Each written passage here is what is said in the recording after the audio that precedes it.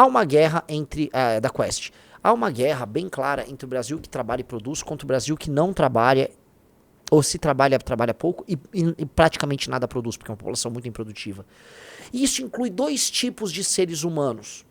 As pessoas mais pobres estão na base da pirâmide, que basicamente veem o governo chegar e enfiar dinheiro no bolso delas. Então elas ficam andando e o governo vendo, toma isso, toma aquilo, toma aquilo. E do outro lado, o maior beneficiário de um governo, que em resumo é um governo sempre deficitário. Ora, entenda uma coisa, meu amigo. Se o governo não consegue pagar as contas dele, é igual uma pessoa. O que você faz, Aloysio? Se você precisa pagar as contas, você não consegue pagar, você não tinha dinheiro. O que você faz? E o que significa esse correr atrás? Não. Vamos supor que você tem emprego. Vamos lá, Riso. Oi.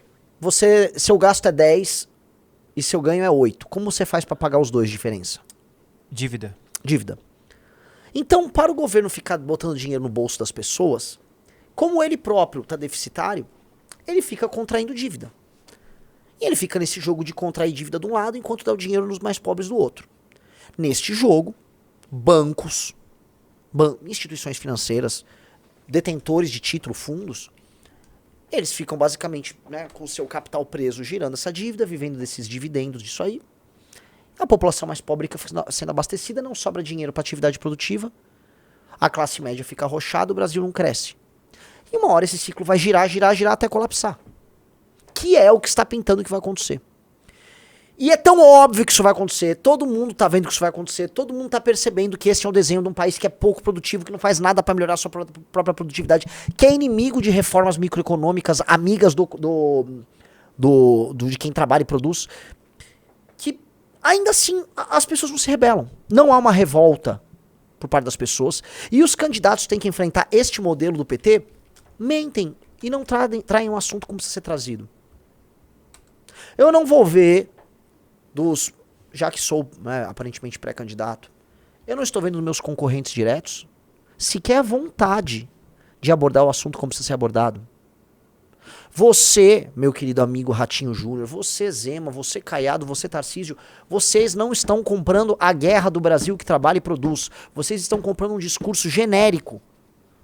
E é guerra. E tá muito claro que é guerra. Volta pro gráfico aí, tá? De julho desse ano até outubro desse ano, quem é beneficiário do Bolsa Família saiu da aprovação de 50% para 67%. O Lula aumentou 17 pontos percentuais a aprovação junto a esse público. E a desaprovação caindo proporcionalmente. E o Brasil tá tão coitado, pobre, que quem não é beneficiário ainda tá ok, melhorou um pouco. Isso é insano. Isso é insano. O efeito de compra de voto do Lula sobre essa população mais pobre e a destruição do nosso futuro por colocar o Brasil num modelo econômico falido, mentiroso, isso é mentiroso. Tá dado, tá na cara de todo mundo. O Lula tá feio, assim, ó, nem veio os efeitos positivos pro Lula em termos de imagem dessa possível ideia de dar um passe livre pra geral. Tome-lhe um passe livre. Ainda não surgiu, mas isso vai ressoar inclusive com quem trabalha. Um trabalhador fala, olha só que lá, não estou gastando mais. Mentira, você está gastando. Vai ser através de impostos, né, e dívida, que esse dinheiro vai ser pago no fim dos dias, né? As coisas não se pagam sozinhas. Mas a pessoa vai achar que não está saindo mais do bolso dela. Essas pessoas mais humildes, a mesma coisa. No fim do dia, veja, a tendência da aprovação do Lula é aumentar. Ano que vem, idem. E a tendência de reprovação dele junto às classes médias é de ficar igual. A questão é que a classe média já está anestesiada, ela está derrotada, está anestesiada, e nos últimos anos a classe média foi levada a crer que o grande tema que ela tinha que tratar é a anistia. Meus amigos, o antipetismo ficou achando que o grande tema para enfrentar um cara que compra os votos mais pobres é anistia. Não te deixa desesperado. É impossível que você tá vendo não fique desesperado, igual um maluco, eu tô, é como se tivesse uma briga, você tá, sei lá, na escola, aí tem um cara que quer te bater. Esse cara tem a turma dele. Ele tá com a turma. É o Lula com a turma de amigos dele. O Lula dá comida, dá dinheiro, dá tudo pros amigos. Os amigos dele querem sair pra porrada. Aí a gente tem a nossa turma, que consegue ir lá brigar. Nossa turma é mais esperta e tal. Só que a nossa turma tá apaixonada por um valentão otário, que é o Bolsonaro. Aí esse valentão otário, sei lá, ele quebrou o pé, E aí a preocupação dele é todo mundo, vou fazer uma vaquinha pra me ajudar. Não, mas não, gente, a gente tem que se preparar, outra turma vai dar porrada na gente. Ah, não, mas, gente, atenção, vamos botar umas faixas, salvem o pé do Bolsonaro. E aí a nossa turma nem se preparou pra briga, tá totalmente dispersa, e o outro lado lá, pau. Aí vai chegar a hora H, a gente vai tomar um couro deles. E mais, os outros caras da nossa turma aqui, eles estão tipo, não, temos que preocupar realmente com o pé do Bolsonaro. O Bolsonaro ele tem que estar muito bem aí, né? Temos que lutar por isso. Esta é a pauta importante nossa, tá? E eles se odeiam entre si e vão ficar brigando. Esse é o jogo. E querem ainda agradar a galera do lado de lá. Ô, cara do lado de lá, vem pra cá. A gente é legal, eu vou cuidar de você. O cara do lado de lá não vai vir pro lado de cá. Sacou? Tá ficando bem clara uma espécie de uma divisão nesses Brasis que trabalham e produzem contra o Brasil que é pouco produtivo. E fica muito claro o pacto. Qual é o pacto? Pacto topo-base. Banqueiro ganha dinheiro. Quem detém títulos ganha esse dinheiro. A base da população ganha esse dinheiro para subsistir. E o meio é destruído. Pô, não tá claro isso? Não te desespera essa parada, galera? É desesperador. É desesperador porque começa a cada vez menos fazer sentido ficar aqui pra muita gente. Cada vez menos. Onde nós estamos chegando, né? Nós estamos chegando, portanto, num colapso em que o Brasil que trabalha e produz sequer dispõe de capacidade de auto-organização para poder enfrentar o Brasil improdutivo. E se a gente olhar, né, a gente fazer uma leitura do passado, tanto de 2013 quanto o impeachment da Dilma, com uma revolta por parte desse Brasil produtivo, o Brasil antipetista, contra o Brasil improdutivo, que é o Brasil do PT. Uma revolta. Mas também uma tomada de consciência. Uma tomada de consciência coletiva. O grande sonho, só para vocês entenderem, o grande sonho dos marxistas sempre foi que o trabalhador, né, especialmente o trabalhador operário, ele tivesse, vamos dizer, um estalo, um momento em que ele tomaria ele agiria de acordo com uma consciência de classe social. E ele enxergasse a dinâmica de poder entre as classes de maneira muito clara. Pouco matizada, assim. É clara, assim, ali é azul, aqui é vermelho. Sabe? E ele entendesse o outro operário, como alguém que pensa e age de maneira similar a ele e que vive de acordo com os determinados estímulos porque sofre as mesmas dores. Tudo isso que os marxistas queriam que acontecesse, que não aconteceu. E sempre foi forçado. Para começar pela Revolução Russa. Nos fenômenos de classe média, de tomada de consciência identitária, por vezes acontece. E no Brasil meio que aconteceu. 2013 foi uma febre, e aí a coisa toma sentido em 2015, 2016. E isso se torna uma revolta popular de classe média, tomada de consciência, formação de identidade, apropriação de símbolos nacionais. Foi uma série de coisas que criaram isso. Isso era para ser positivo, porque isso deu em Lava Jato, isso deu em queda da Dilma, isso deu em prisão do Lula. A questão é que esse processo, nossa, eu sempre me repito nisso, mas poxa, é muito importante eu continuar com esse raciocínio aqui.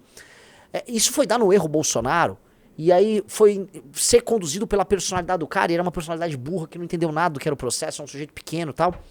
E aí toda essa tomada de consciência, ela foi para um caminho completamente errado. É como se, né, o famoso, o gigante acordou, né? As pessoas foram despertando, surge um corpo, surge um gigante, uga, uga, e ele cai de um precipício, e se espatifa. Porque de um lado, veja, não é que há consciência de classe na população mais pobre que o Lula compra.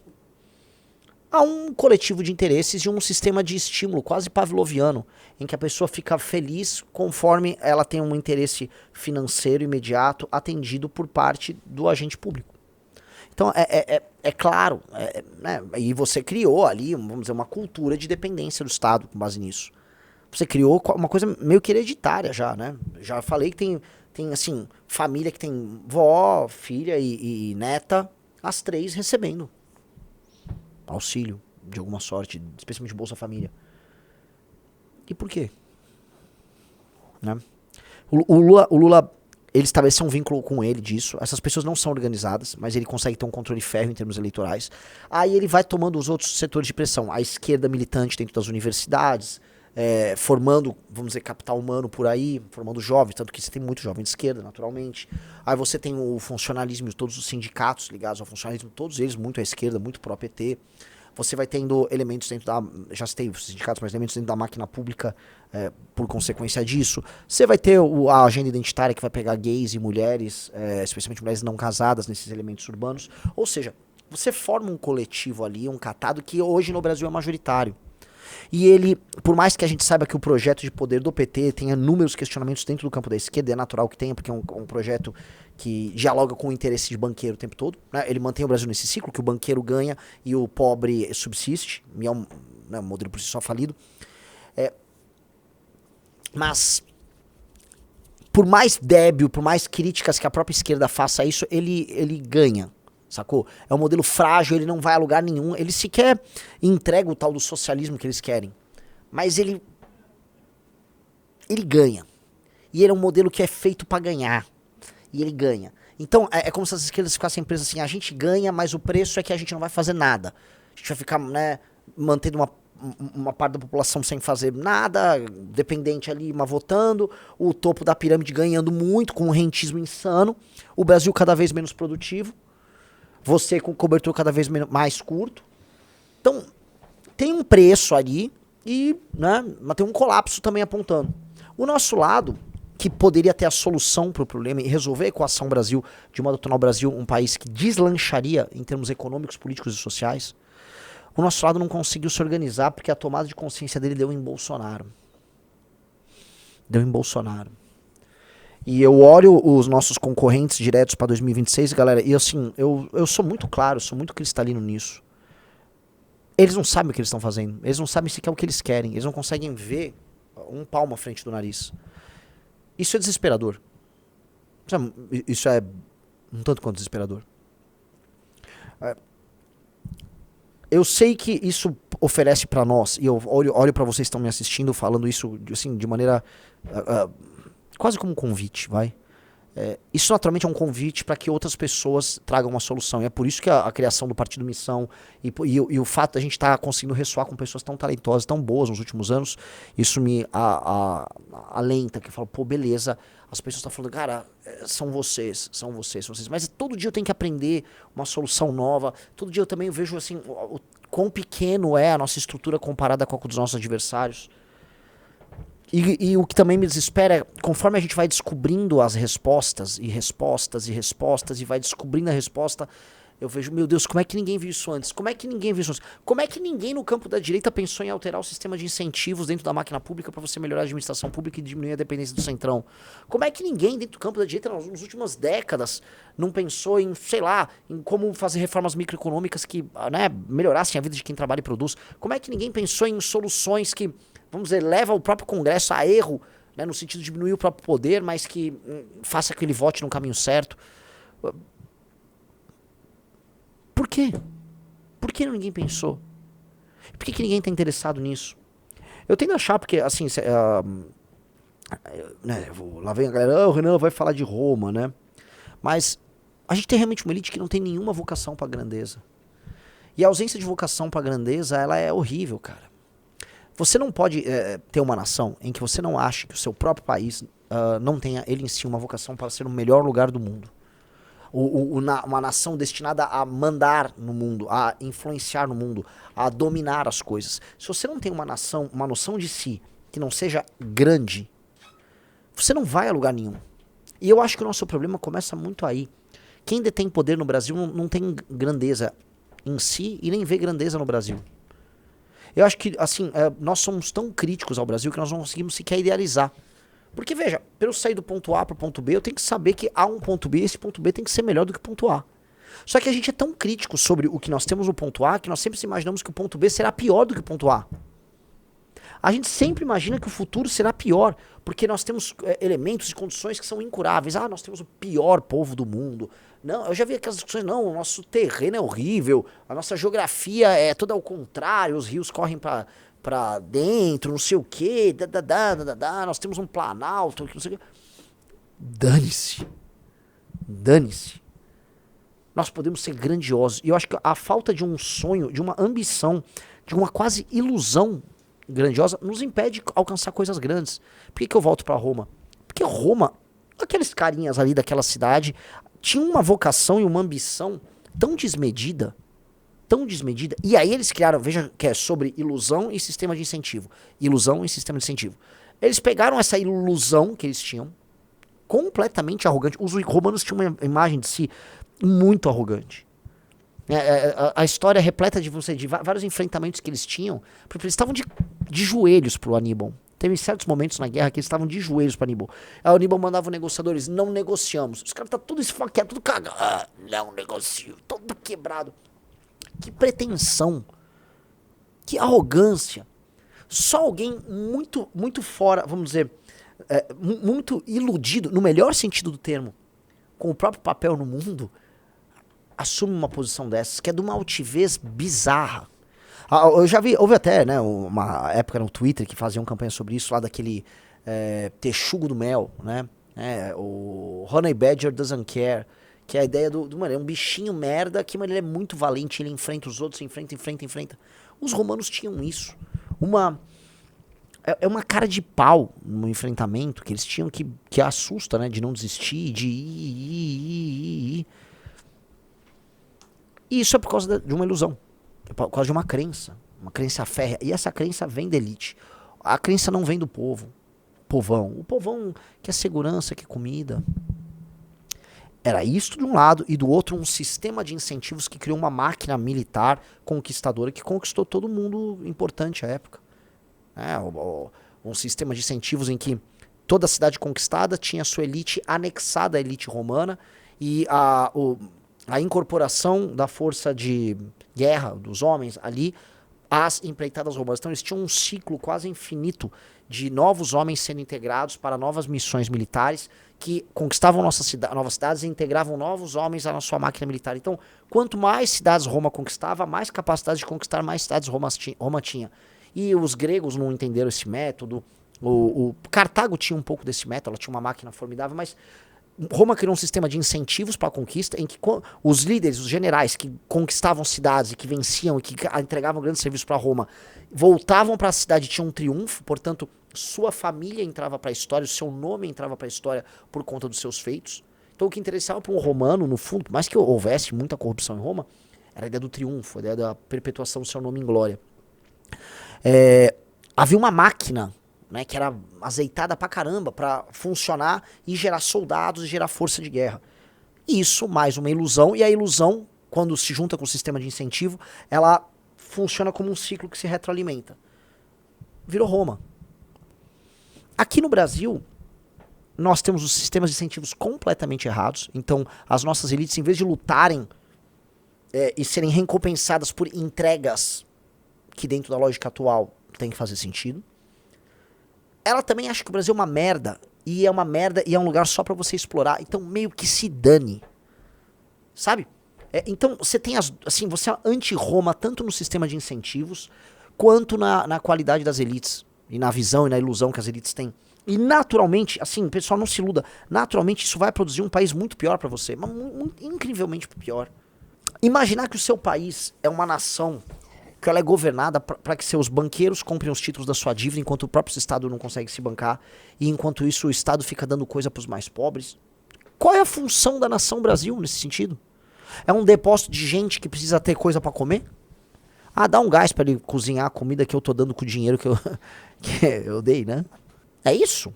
A função de, sei lá, Cleide, mulher brasileira que mora no interior da Bahia, a função dela é comer. Ela é um tubo processador de comida. Ela não vai fazer nada, não vai conquistar nada, ela não vai estudar, não vai se adequar ao mundo, a vida dela não vai melhorar, a vida dos filhos dela não vai melhorar. Ela tá só sendo alimentada e vivendo, aí ela comemora.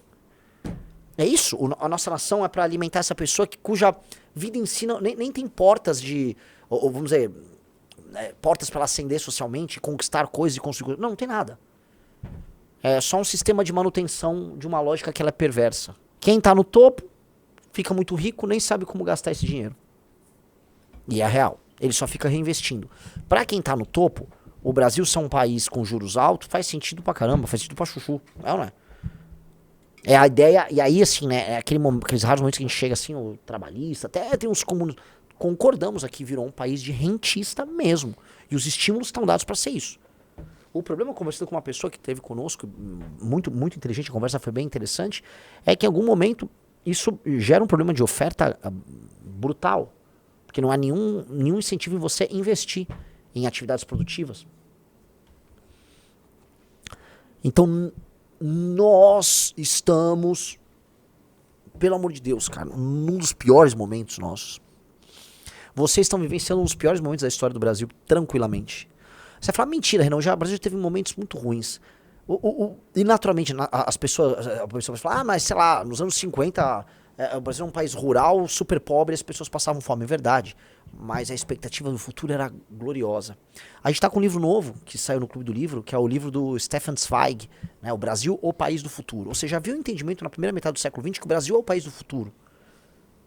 O futuro do Brasil sempre foi otimista. Qual é a diferença agora? As pessoas até comem, mas o futuro não é nem um pouco otimista. Pelo contrário, o futuro do Brasil sempre foi pessimista. Olha a diferença nossa para a Argentina. Isso aqui é muito legal para vocês colocarem. A Argentina, ela está ainda presa à ideia de que ela tem um passado glorioso, um presente tortuoso e um futuro deprimente. E o Brasil achava que ele tinha um passado deprimente, um presente tortuoso e um futuro glorioso. Então você tinha, né, historicamente, até pelo menos vai chegar aos anos 90, a ideia de que o Brasil... Mano, o brasileiro é otimista. A coisa vai aqui e vai. E o argentino, uma leitura pessimista, porque a coisa só caía. Hoje eu não digo que a Argentina virou o jogo, né? O Milei ainda tem que se provar. O Milei tá passando pela primeira grande dificuldade de popularidade em que as pessoas começaram a... Ok, eu tô um pouco cansado das medidas. Quando é que vem o resultado, né?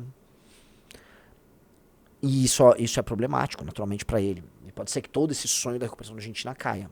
Mas estão tentando. Pelo nosso lado, há um clima de desistência geral. A vitória do Lula, o quanto não é uma desistência? Porque, veja, o Brasil que trabalha e produz, né, o Brasil que é antipetista, esse Brasil, ele votou no Bolsonaro muito empolgado, com otimismo em 18, e aí em 22 uma parte dele se desacoplou, com razão. E se desacoplou com o seguinte argumento... Tá, assim, eu não tô gostando muito do caminho que a gente tá escolhendo aqui. Que é isso, né? O Brasil Produtivo falou, cara, minha avó morreu de Covid, tá? O cara tava fazendo piada. Cara, virou uma roubalheira. Cara, esse cara quer um golpe de Estado. Cara, esse cara é um imbecil, cara. Eu não consigo dialogar com um presidente que parece um mongoloide. Então, você começou a quebrar a ideia do Brasil Produtivo no governo Bolsonaro porque o caminho escolhido foi muito ruim.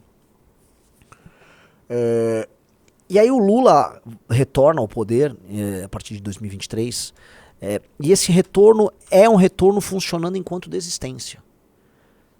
O Lula chega ao poder não prometendo nada além vamos dizer, do clima do governo antigo dele, ou seja, o Lula propõe um retorno ao passado, um período em que corriam rios de picanha e mel, né, picanha e cerveja, né, então você vai ficar nadando no rio de cerveja, aí chega lá, tem um espetinho de picanha. Esse era o mundo que o Lula prometeu ali pro público, e um mundo enquanto memória. É o Brasil lembrança do Lula.